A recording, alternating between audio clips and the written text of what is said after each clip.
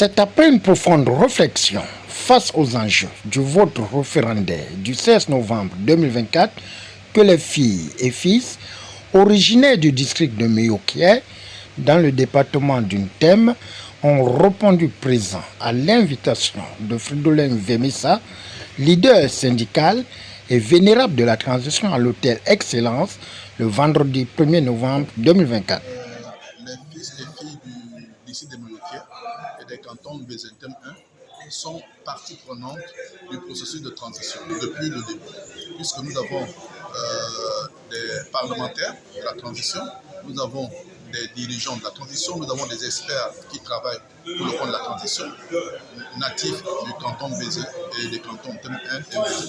Donc, nous avons, à partir de cet instant, nous avons voulu appeler à la mobilisation afin que les populations de ces localités-là puissent se mobiliser pour prendre une part active dans la campagne électorale qui va s'ouvrir le 6 novembre prochain.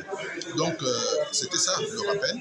Et nous avons sonné la mobilisation tout en espérant que nous serons tous massivement sur le terrain afin de mener la campagne du thème et au lycée de Meyokié parce que leurs fils ont pris une part active à l'élaboration de ce projet de constitution.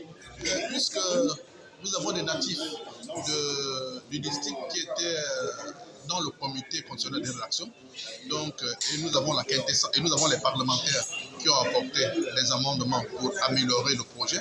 Nous pensons qu'à ce stade, le projet de constitution peut être soumis aux populations parce qu'il répond en grande partie aux préoccupations exprimées par les populations lors du dialogue d'Abidjan. Donc, les préoccupations ont été prises en compte, notamment la limitation des mandats à 2 mandats de 7 ans. Et cette disposition a été rendue intangible. On ne peut plus changer cette disposition-là comme on le faisait auparavant. Il y a que le président de la République ne peut pas être remplacé par un membre de sa famille immédiatement après la fin de son mandat. Il y a que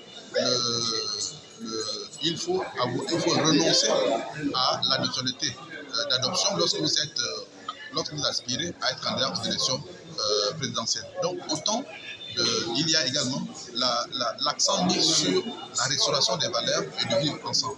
Donc autant d'aspects que nous allons présenter aux populations, que nous allons expliquer minutieusement aux populations afin que ces populations-là puissent avoir une décision motivée, justifiée, en votant naturellement. Oui, parce que le oui s'impose aux habitants du département. C'est après des échanges interactifs que Désiré Baminko, fils de la localité, n'a pas hésité à donner son sentiment face au projet de constitution soumis au peuple.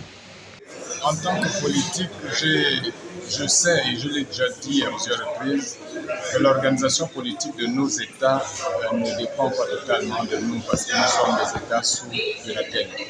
Mais le référendum est une démarche de droit qui valide une nouvelle constitution.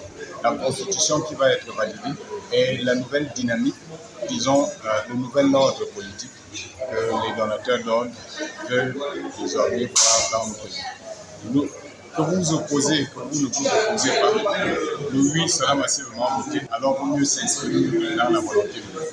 La session et le bureau de coordination qui a été mis en place pour le département a convoqué une réunion éventuellement pour communiquer sur la campagne du référendum et la position du département face à cette réforme.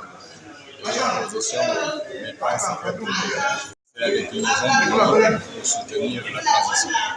Nous notons que l'objectif principal de cette rencontre portait sur le vote référendaire.